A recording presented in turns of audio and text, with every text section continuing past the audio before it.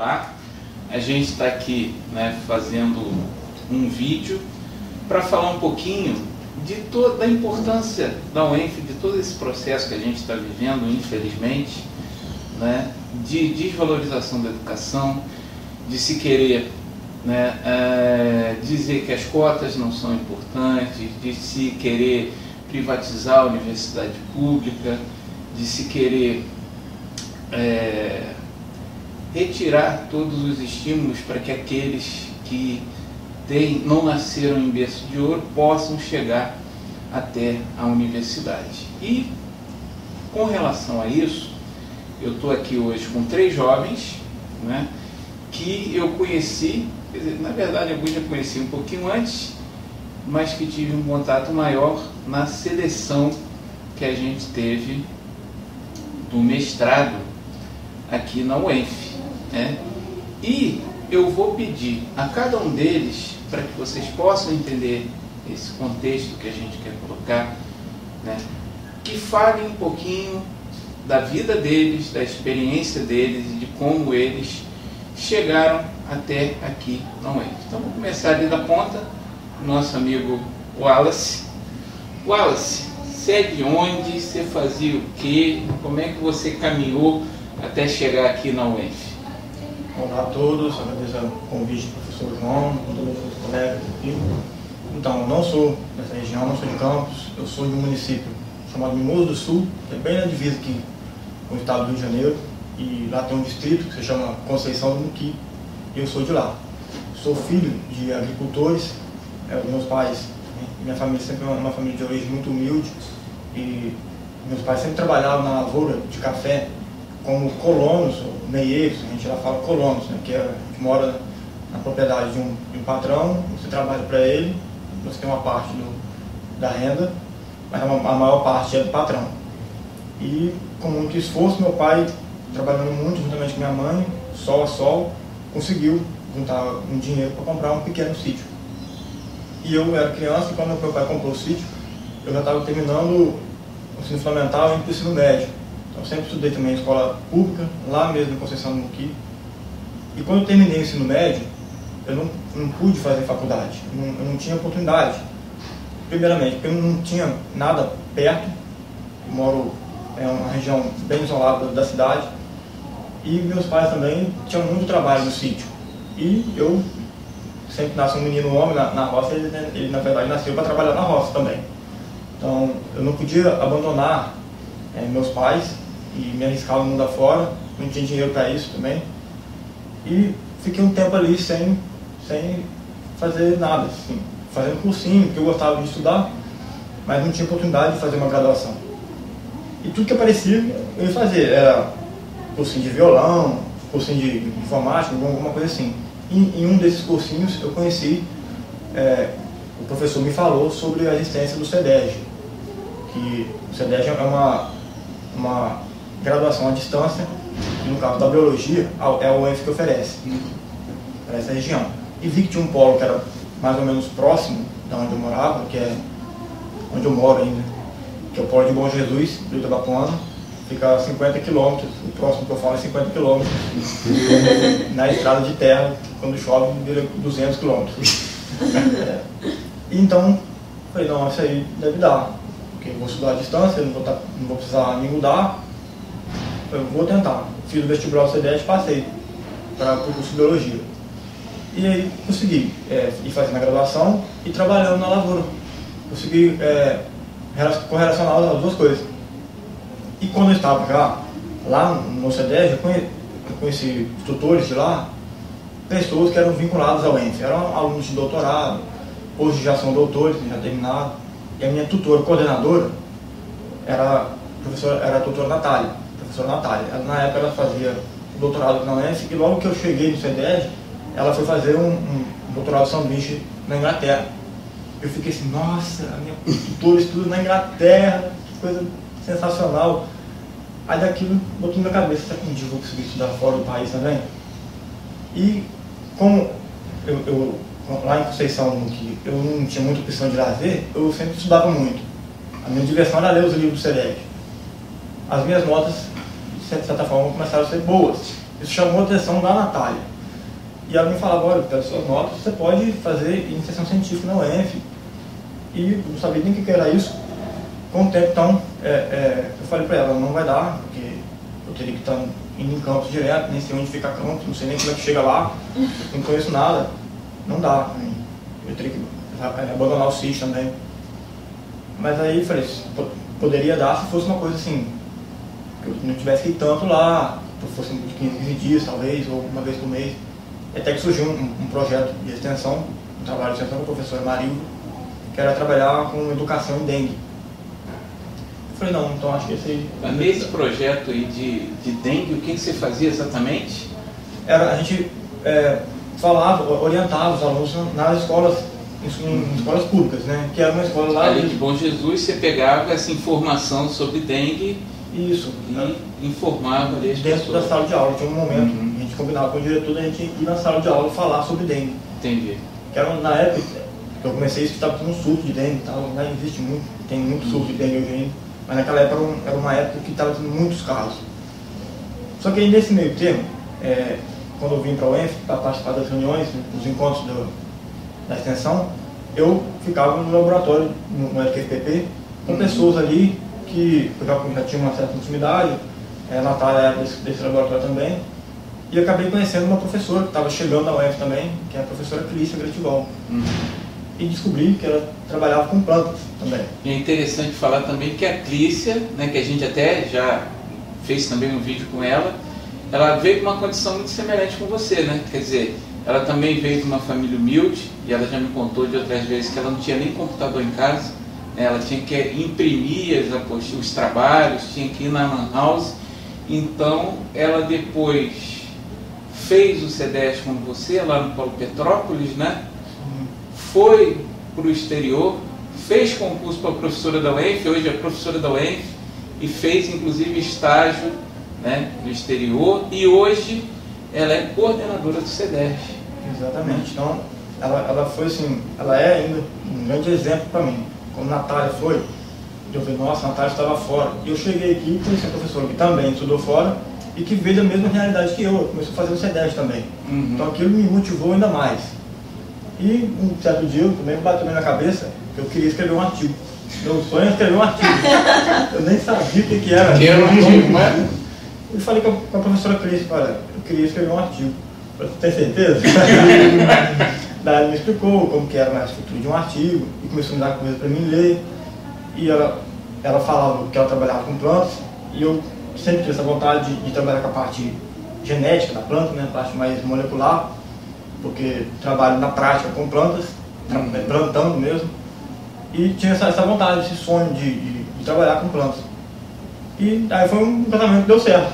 Ela então me convidou a fazer a participar do PIBIC, então eu me inscrevi no edital em 2015 com o projeto, escrevi o projeto e consegui entrar. Desde então comecei a trabalhar com pesquisa sobre análise genômica e epigenética vegetal. Wallace, eu acho interessante, né, porque você falou que você trabalhou com plantas a vida inteira, era agricultor, e que você antes tinha uma visão da planta que era a visão prática, né? E quando você chegou na UENF, você continuou, digamos assim, no seu universo, mas passou a ver as plantas de outra forma. Como é que foi isso? Sim, quando eu comecei a iniciação científica, te abre uma visão totalmente diferente. Você tem uma visão daquilo que você sempre viu, você vê aquilo de modo mais científico. Vou só citar um exemplo. Lá no sítio a gente trabalha com café, e sempre que a gente vai plantar café, você tem que no viveiro comprar as mudas e depois colocar no solo. Só que lá no viveiro as mudas ficam numa condição cobertas, não tem muito sol em cima delas, são irrigadas a todo momento, tem adubo, então elas estão muito confortáveis ali. Elas têm todas as condições para crescer e ficar bonita. Só que quando ela vai passar para o solo, ela vai ter uma condição totalmente diferente. Ela vai receber um período de sol direto, vai passar dias ou até meses sem chuva.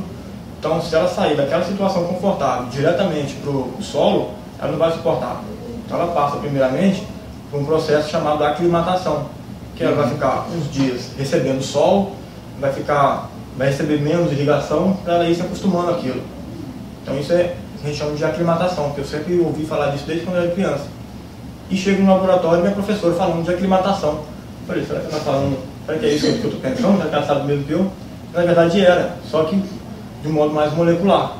Então eu comecei a me interessar ainda mais por isso, e fui aprendendo.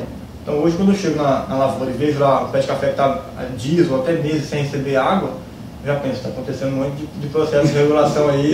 Então, ou seja, eu consigo chegar na minha lavoura e ter um olhar científico sobre uma coisa que eu sempre vi assim, que era tão normal. Consigo ter um olhar mais científico sobre a minha lavoura. E é interessante também, Wallace, por outro lado, que muitas vezes as pessoas acham que a universidade não tem nada a ver com a vida dela, né? Então, não sei assim se foi o caso do seu pai, mas provavelmente ele tinha uma visão, por que meu filho vai para aquele lugar? Fazer o que lá dentro? E hoje, tendo essa visão que você falou, né, essa visão molecular sobre lavoura, você acha que seu trabalho, né, hoje, como cientista, como pesquisador, tem uma influência sobre o trabalho do seu pai, que é agricultor, lá na roça, lá onde você vive? Sim, lógico que sim. Aqui no projeto eu trabalho com a parte genética, mas da cana. Mas tem um pouco a ver também, que não deixa de ser planta. E a gente trabalha com a regulação da expressão gênica, a gente analisa genes que estão envolvidos na regulação da expressão gênica, tanto na metilação do DNA, quanto com o envolvimento de pequenos RNAs. E isso te gera conhecimento para saber futuramente como que a planta regula a expressão desses genes em situações adversas, quando eles estão envolvidos com patógenos, com bactérias, ou com situações de seca ou salinidade na terra. Situações reais. Ou seja, falando de uma forma assim, mais simples, quer dizer, você pode no futuro, com esse conhecimento, de repente, selecionar tipos de plantas que vão ser resistentes a uma praga, que vão ser resistentes a um clima mais seco e aumentar a produtividade daquele produtor que está ali trabalhando na terra. Exatamente. Gera conhecimento para futuros melhoristas produzir variedades mais resistentes e vai aumentar a produção. Principalmente cana de açúcar, que a produção nos últimos anos vem caindo muito. Então é preciso métodos mais científicos de biotecnologia para melhorar isso. E lá da roça, né, para onde? Então, da roça para o mundo, né? Eu nunca imaginava que eu poderia estar chegando no mestrado. Sempre sonhava, mas não sabia como isso ia acontecer e tem dado muito certo. Tenho o projeto de seguir o exemplo da minha tutora coordenadora Natália, da minha professora Clícia, de estudar fora, de buscar um conhecimento extra fora do país e de depois trazer isso de volta e, quem sabe, aplicar isso também no próprio campo. E você diria que a UENF te proporcionou isso? Sim, principalmente no sentido do CEDEG, né, na modalidade EAD, né, que é a distância. Um sonho que estava dentro de mim, eu só precisei da oportunidade. Então, fazer a iniciação científica, então, me permite sonhar ainda mais alto. Com certeza. Eu tinha a vontade de fazer graduação. A capacidade você já tinha, mas você tinha que ter o caminho para te dar essa oportunidade. A UENF me deu essa oportunidade. Isso aí. Bem, Wallace, parabéns. Ronaldo, como eu já disse, nosso popstar ainda vai acabar dando entrevista lá na Fátima Bernardes. Isso aqui é só o começo. Mas você veio da onde? Você não é um estrangeiro como ele, você veio daqui de Campos mesmo. Eu sou campista, eu estudei toda a minha vida em escola pública aqui de Campos, lá da minha região. E durante o meu ensino médio eu tive a oportunidade de ouvir falar da UENF por professores que já foram alunos daqui. Por exemplo? Por exemplo, a professora Tânia Carvalho, ex-aluno do professor João. E a convivência com esses ex-alunos da UENF me fizeram querer estar aqui. Quer dizer, você diria que além da pesquisa que a gente realiza aqui, inclusive o pessoal que é formado aqui, quer dizer, aquele cara que se formou professor na UENF, que vai estar dentro da sala de aula, você acha que ele faz uma diferença na vida dos alunos aqui da região? Eu acho que faz, eu acho que a visão desses professores formados pela UENF é de trazer os olhares da sociedade para cá e mostrar a oportunidade para as pessoas da região desse local, da instituição UENF. Porque hoje em dia, eu não sei se você sente da mesma forma que eu, mas a gente vê um movimento a nível de governo, tanto estadual quanto federal, né, de desvalorização da universidade, tanto que a gente vê hoje, a gente está vivendo numa universidade sem segurança, que está sofrendo depredações, né? Os professores da UENF são os últimos a receber no pagamento do Estado, a gente está com um mês de salário atrasado, a gente está recebendo janeiro agora, em março, né? E a gente vê toda essa condição, até a nível de governo federal, de se fazer uma reforma do ensino médio, né? Onde se tira as matérias que fazem os alunos pensar, onde se coloca a possibilidade de privatização das universidades particulares, onde se coloca que muitas vezes o cara que é pobre não deve fazer universidade, o cara que é pobre deve fazer um trabalho técnico, sem nenhum desrespeito a quem faz o trabalho técnico, mas como se quem vem de uma condição mais simples não tivesse condição de fazer um trabalho de produção de conhecimento. Não sei se você concorda com isso. Se você acha que existe uma alternativa, você acha que as pessoas, né, que vêm de uma condição mais simples têm condição de fazer uma universidade, se tiverem, né, um caminho, como o Wallace de certa forma falou para fazer isso, se tiver um CEDED que leve a universidade até lá, se tiver uma bolsa que o cara consiga se manter na universidade, como é que é a sua visão sobre isso? Eu acho que é possível, nós estamos aqui mostrando que é possível.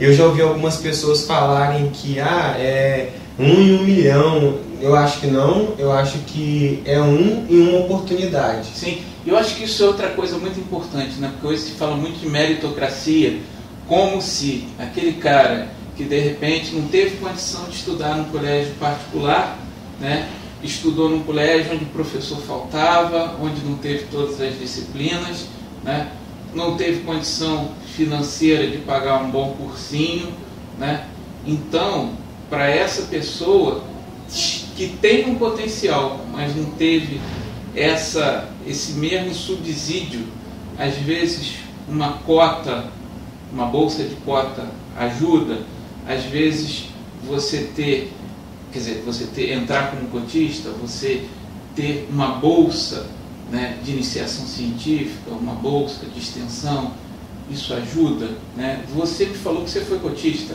Sim. Hoje a gente vê um preconceito muito grande de algumas pessoas e do próprio governo na questão do auxílio social às pessoas mais simples. Uhum. E eu tive a oportunidade de ser beneficiado por esses auxílios, tanto a bolsa de cotas quanto a iniciação científica, e eu não me sinto diferente de ninguém por isso. Acredito que as outras pessoas que não tiveram essa possibilidade tiveram as mesmas oportunidades do que eu. Sim. E eu acho que faz toda a diferença para uma pessoa que não teve tanto acesso ao conhecimento, que não teve tanto oportunidade, quanto alguns que tiveram todo esse histórico que você falou. Uhum. Faz toda a diferença esse auxílio para dar o start, para dar a iniciação a essa pessoa, para que depois ela, por conta própria, se vire, em outras palavras. Quer dizer, não é te dar um privilégio, mas te dá uma condição de chegar aqui igual ao outro. Exatamente. Aqui dentro você tem a mesma condição, você tem o mesmo acesso e pode se igualar ou até ultrapassar, né, aquele que nasceu uma condição privilegiada não, teve mais sorte, digamos, na vida, né?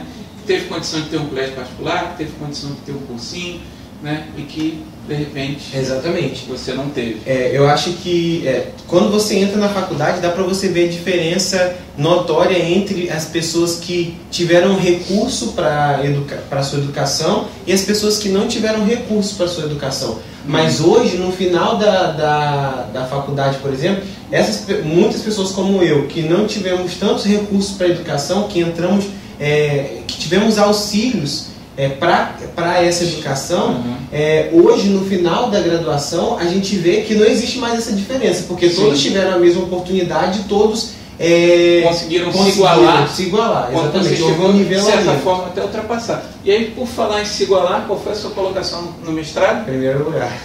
Segundo lugar. Quinto lugar. Top 5. Então, quer dizer, pessoas que vieram de uma condição mais simples, que não tiveram, talvez, tanto recurso, né? Não foram tão privilegiados economicamente, mas que pelos programas que vocês tiveram, de bolsas, né, de cotas e tal, conseguiram chegar aqui, e eu diria com mérito, porque vocês passaram numa seleção que foi igual para todo mundo. Com certeza. Inclusive, por exemplo, algumas pessoas têm muito preconceito com o CEDERJ. Não sei se você já percebeu, já passou por isso. Eu já fui também coordenador do CEDERJ há mais tempo atrás, graças a Deus isso está diminuindo, mas antes se tinha aquela noção de que o CEDERJ era uma coisa mais fácil. Né? E era coisa, não, é para dar um diplominha de qualquer jeito para aquele cara que está lá longe. Então é um favorzinho social que você faz pro cara. É isso, Alice? Muita gente pensa que o CEDERJ é um cursinho. É um cursinho extra. Eu só vou ressaltar também aqui que ele foi o primeiro, a Letícia foi o segundo colocado. A terceira colocada, que não está aqui, é a Jaqueline, ela é do CEDERJ. É do CEDERJ também. Do mesmo polo que eu. Então, exatamente. Entre os 5 primeiros colocados, 2 alunos do CEDERJ. Isso aí. Eu acho que o preconceito que é gerado contra, por exemplo, programas como o CEDERJ ou programas como auxílio de bolsista na universidade, ele cai por terra, ele é extinguido aqui, como por exemplo o exemplo do Alice e da Jaqueline, que são alunos do CEDERJ e que tem a mesma bagagem de conhecimento, uma vez que passaram nesse processo seletivo, quanto alunos que estiveram todos os dias dentro da universidade sentados assistindo aula, que tiveram mais acesso aos laboratórios, talvez, tem a mesma capacidade, o mesmo nivelamento, mostrando a qualidade do CEDERJ. Eu e a Letícia, por exemplo, somos bolsistas e isso mostra que hoje, num grau de mestre, por exemplo, para a obtenção desse grau, esses alunos que foram bolsistas tiveram a mesma capacidade de alguém que não teria, a ponto de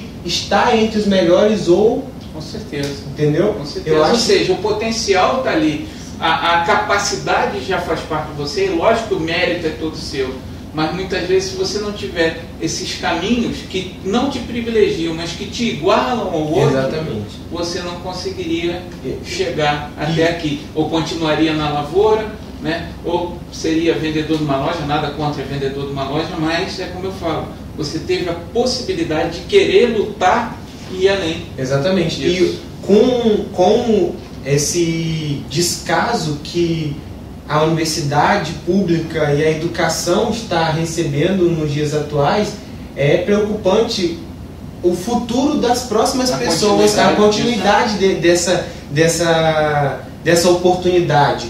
Porque, eu vou falar por mim, quando entrei na graduação, a gente tem que passar por várias matérias que a gente está mais afim, que a gente não está mais, que não tem tanta afinidade assim. Então, eu gosto muito de estudar genética, mas eu não gosto tanto de estudar, vamos supor, a botânica, por exemplo. Mas eu tenho que cursar aquilo porque a minha formação é uma formação ampla. Sim. E às vezes por não gostar, eu não queria fazer essa disciplina, mas aquilo em algum momento da minha vida, até dentro da minha formação, é necessário. E eu não tenho a maturidade, eu mesmo não tinha maturidade dentro da universidade para dizer assim, isso não é bom para mim, isso eu não quero. Não tem essa maturidade. Agora você imagina um aluno que está ainda no seu ensino médio, sendo privado ou sendo restringindo a sua possibilidade de aprendizagem. E às vezes até de pensar. Né? De pensar. Porque quando se coloca, né, de certa forma, reformas que tiram disciplinas que vão justamente tirar o pensamento crítico da gente. É exatamente isso que preocupa, porque uma hora, por menos afinidade que aquele aluno tenha com aquela disciplina, uma hora aquilo vai ser importante.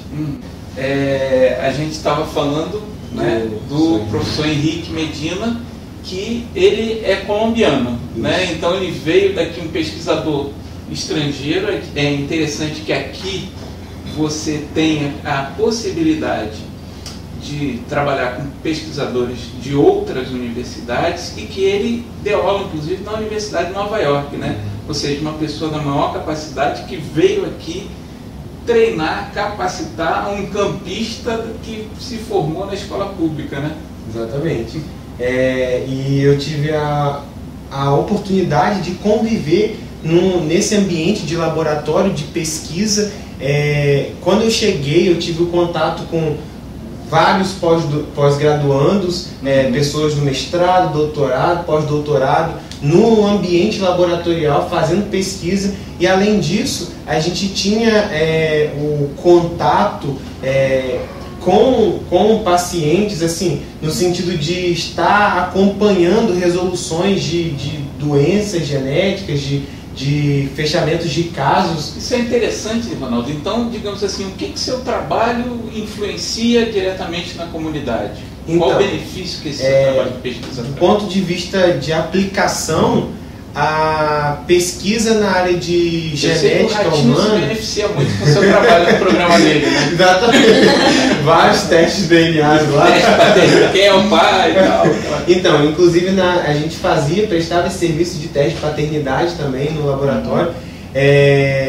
E a gente sofreu diretamente também o impacto da recessão, da limitação da educação. Tivemos que interromper alguns testes moleculares que atendiam toda a região, e não só o estado do Rio de Janeiro, como o Brasil inteiro, por falta de atendimento do estado e por falta de recursos.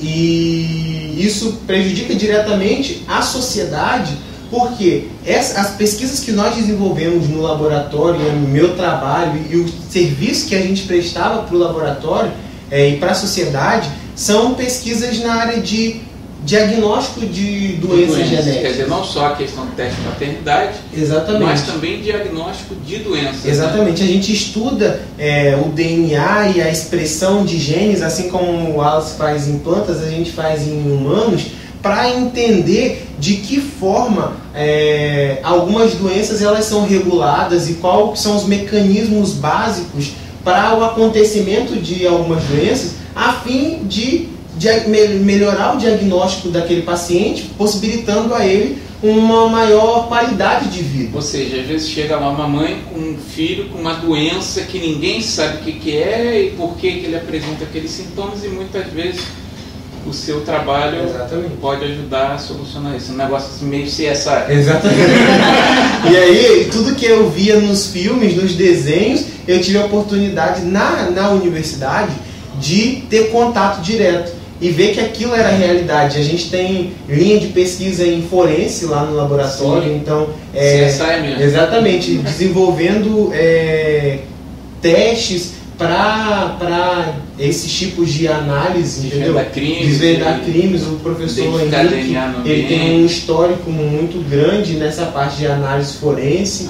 Ele é perito de DNA também. Não sabia. Então, a UENF ela tem uma estrutura de qualidade que tem sido desvalorizada pelo governo. E falando em qualidade, quer dizer, esse seu trabalho, né, você já teve oportunidade de apresentar em congressos, já ganhou prêmio, que eu sei, né? Conta um pouquinho dessa história pra gente. Então, eu participei de alguns congressos regionais, nacionais e internacionais, onde eu tive a oportunidade de apresentar o meu trabalho, e nesses eventos, em alguns desses eventos, eu fui premiado, inclusive no Congresso Brasileiro de Genética, que é um evento internacional que aconteceu no ano passado, em setembro. Quer dizer, num congresso nesse, né, brasileiro, que vem inclusive pessoas de outros trabalhos, significa que você está concorrendo com trabalhos do Brasil todo, inclusive trabalhos de pessoas de outros países que também vêm ao congresso. Exatamente. E nesse congresso eu tive a oportunidade a honra de ser premiado com um prêmio de melhor trabalho na área de genética humana, na iniciação científica. Isso para mim assim, foi incrível, foi algo que eu fiquei Você pensava que você ia chegar assim? Quando você era, sei lá, criança, quando você estava no colégio, você imaginava que um dia... Não imaginava. Para mim, cada conquista é uma experiência nova que eu tenho vivido e para mim tem sido de muita felicidade, porque não é fácil. Às vezes as pessoas acham assim, tá lá, vai pro congresso, viaja, faz isso, mas as pessoas não veem os feriados, os domingos, os fins de semana que a gente perde. Agora às vezes fica até difícil ficar aqui na universidade porque a gente não tem mais segurança, né? Eu falo para minhas alunas não virem final de semana porque a gente está numa situação crítica, né? Vendo essas depredações daí. Mas falando de coisa boa, assim, além disso que você já conseguiu no futuro, o que você acha de proposta, não sei, para o seu mestrado mesmo, para o seu doutorado, aqui no exterior, o que você vê para você? Então, a UENF ela me abriu portas, eu tive a oportunidade então, também de ser selecionado num mestrado no Laboratório Nacional de Computação Científica, lá em Petrópolis, e além disso, durante a graduação eu fiz cursos em grandes universidades que eu nunca imaginaria conhecer, que eu só conhecia de questões de vestibular, como a USP, a Unicamp, e aí eu tive a oportunidade de fazer curso nessas instituições. E o LNCC, que você também passou no mestrado de lá, é um laboratório de referência em bioinformática no Brasil, né? Quer dizer, um dos melhores do Brasil. Exatamente. E conhecido até, com certeza, internacionalmente. Sim. E a UENF também, eu tive contato com pesquisadores de grandes nomes. Durante a graduação eu enviei um e-mail para uma pesquisadora que trabalha na mesma área que eu, lá na Inglaterra, e ela foi super receptiva comigo. Eu mostrei meu trabalho, o trabalho do Prêmio do Congresso de Genética, que é afim à área dela, e ela gostou e abriu portas para que, se eu quisesse tentar mestrado ou doutorado lá, ela ficou super entusiasmada e disse: olha, temos um programa que está com bolsas para estrangeiros, se você quiser a gente submete um projeto. Então, todas essas possibilidades que a UENF me deram me deixa assim, muito feliz em ter estado nessa universidade no período da graduação, que foi para mim incrível. Bom, então quer dizer, o futuro, né, quem sabe Inglaterra, Estados Unidos, é possível, né? É possível. Letícia, falar um pouquinho de você. De onde você veio, o que você fez, como é que você chegou aqui na UENF? Então, eu sou daqui de Campos mesmo, sou campista, minha família é toda daqui, nasci e fui criada aqui. Eu era bolsista numa escola particular, no ensino fundamental. Aí, quando eu saí do ensino fundamental, eu fui para uma escola pública, né? Fui para uma escola técnica estadual, João Barcelos Martins. Fiz um curso técnico lá de análises clínicas. E lá eu tive muito contato com pós-graduandos daqui da UENF, ou doutorandos. Que também davam aula daqui da UENF, e davam aula lá. E na minha casa, né, minha avó, minha mãe ter visto a UENF sendo construída, e a gente sempre teve um sonho muito de estudar aqui.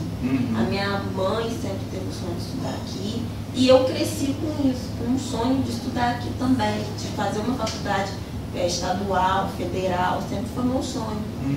E quando eu entrei no João Barcelos, eu tive contato com esses professores, foi de grande importância para mim. Então eu acabei fazendo Enem e me inscrevendo e acabei passando aqui. Uma outra coisa que vale ressaltar é que o meu estágio, que a gente faz um estágio, né, foi aqui na UENF. Então eu tive um maior contato. Tinha um estágio lá do ensino médio? Sim, o estágio do ensino médio, do técnico que a gente faz lá no João Barcelos. Então acabou que você foi de patologia clínica? Sim, de análise clínica. Análise clínica. Isso, aí a gente eu acabei fazendo estágio aqui. Eu tive um maior contato e eu me apaixonei mais ainda, né? Então, foi muito importante para mim. Quer dizer, então você já teve pessoas que foram formadas na UENF, você diria que ajudaram na sua formação, né? E depois você veio também fazer um estágio onde você teve contato com isso, né? Depois você resolveu fazer vestibular, como é que foi? O que você começou a trabalhar aqui na UENF? O que você viu interessante na UENF? Logo que eu entrei, né, por eu ter contato com o pessoal do estágio, que foi no hospital veterinário, eu tive uma supervisora que ela era muito boa para mim, sabe? Ela sempre me falou, você quer fazer, faz, ela sempre me deu muito apoio. E aí ela falou, depois que você passar, né, você, sim, vai visitar vários laboratórios, para você ver a linha de pesquisa que você vai se encaixar. Então eu visitei vários laboratórios e acabei escolhendo o LBR, que é o Laboratório de Biologia do Reconhecer, com a professora Alba. A gente lá trabalha com doenças infecciosas, o LBR trabalha com doenças infecciosas. A gente trabalha com tuberculose, com a toxoplasmose e com a hanseníase. E que tem uma incidência grande aqui na região, né? Sim. Eu sei que inclusive a região de Guarulhos você tem um índice muito grande de tuberculose. A gente aqui, eu trabalho com hanseníase, E a gente tem um centro de referência aqui, né, em Guarulhos, de referência à hanseníase. Então a gente vê que realmente é uma doença que é endêmica. E hanseníase é interessante, né? Porque é uma doença que está até citada na Bíblia, né? Como um nome antigo, a lepra, né? E a gente sabe que era uma doença muito estigmatizante, que causava deformações das pessoas. As pessoas eram excluídas socialmente, tratadas de forma diferenciada, colocadas para viver praticamente à margem da sociedade. Hoje as pessoas até acham que hanseníase não existe, né? A famosa lepra, mas ela existe, está aí presente, está presente na vida das pessoas. Né? Eu me espantei com o número de casos que a gente ia recolhendo, né? Porque eu mesma achei que tivesse sido bem reduzida a doença, mas realmente não é. Né? Então a gente não tem contato com os pacientes, mas a gente recebe as fichas deles, né? Então a gente vê a quantidade de pessoas, né? E lá no centro de referência, as pessoas tratam eles assim, de forma maravilhosa. É muito legal de se ver, muito interessante de se ver, que eles são tratados muito bem, não tem essa coisa daquele preconceito que tinha antes, sabe? Então, mas eu soube numa história que quando você veio trabalhar com hanseníase, sua avó ficou meio assustada. Como é que foi essa história? É aquele pensamento já antiquado, né, que a famosa... Quando eu falei hanseníase em casa, ela falou assim, não, você conhece, era conhecido como lepra. Aí ela, minha filha, não, toma cuidado, pelo amor de Deus, não sei o que, sabe? Já tem aquele preconceito, aquele pré-conceito, né? E eu acabei explicando para ela, falei como é que era. E aí ela começou a entender, né? Então isso foi tomando outra proporção. Aí ela realmente entendeu que o que eu estava fazendo era realmente importante para a sociedade. Aí ela foi lá, achou, nossa, muito interessante. Sabe? E o que você faz, digamos assim, de pesquisa científica e qual exatamente isso? O que isso pode refletir na sociedade? Então, eu trabalho com a base genética, né, da doença. No meu laboratório existe uma parceria também, a gente tem um outro aluno que trabalha com a parte imunológica da hanseníase. Então a gente já tem um conceito dela da parte imunológica. Só que a gente quer saber se isso tem uma parte genética mesmo, né? Porque um artigo antigo dizia isso, estudos antigos diziam que poderia ser de base genética. De acordo com o genes que a pessoa já tem, a doença vai se manifestar dela de uma forma mais agressiva, menos agressiva. Sim, porque tem receptores que a gente vê isso imunologicamente, que um receptor chamado CR1, que ele, quando ele tem bem expresso na superfície celular, você tem a forma mais branda da doença. Entendi. Então, quando você tem pouco dele, você tem a forma mais severa da doença. Então, a gente acredita que isso seja genético. Ou melhor, aí você conhecendo melhor esse mecanismo, você pode até melhorar o tratamento. Sim, melhorar o tratamento, melhorar a gente entender melhor da doença, né, o melhor diagnóstico da doença. Então, isso vai ser bom para a sociedade como um todo. Porque às vezes as pessoas têm aquela noção de que a universidade não tem nada a ver com a vida dela. Para que eu vou lutar pela universidade? Para que eu vou ser a favor da universidade? Isso aqui é um monte de gente doida que fica ali preso naquele prédio fazendo não sei o quê. Mas a gente vê, eu acho que a gente já teve aqui, né, algumas noções de que a universidade, acho que tanto as pessoas que são formadas influenciam, quanto as pesquisas, né, que a gente desenvolve aqui são importantes, né, para a população, para a comunidade. Né? Você diria isso? Diria. Nós temos um projeto no laboratório que é de extensão até, que ele trabalha com a toxoplasmose, que é endêmico aqui em Campos também. Temos casos de pessoas que são de fora, que estudaram com a gente e adquiriram aqui em Campos a doença. Então a gente tem um trabalho de conscientizar a população a respeito disso, que é porque eles vão, nós vamos até as escolas, os lares de idosos, e a gente explica para essas pessoas como que é a doença, dá informação, e a gente até passa um questionário para saber se a pessoa absorveu, se ela entendeu, conheceu. E é muito interessante porque tudo que a gente faz é em prol da sociedade, mas que as pessoas acham que isso é muito distante da realidade delas, não é tão distante assim. Isso uma hora vai chegar até elas, isso vai ser bom para elas. E Letícia, para você, né, que é campista, que é daqui da região, que estudou num colégio público, né, da João Barcelos, e o futuro para você? O que você acha que isso pode trazer de bom para você? O seu mestrado, talvez o doutorado, não sei se você pensa também em ir para o exterior, fazer alguma coisa, né?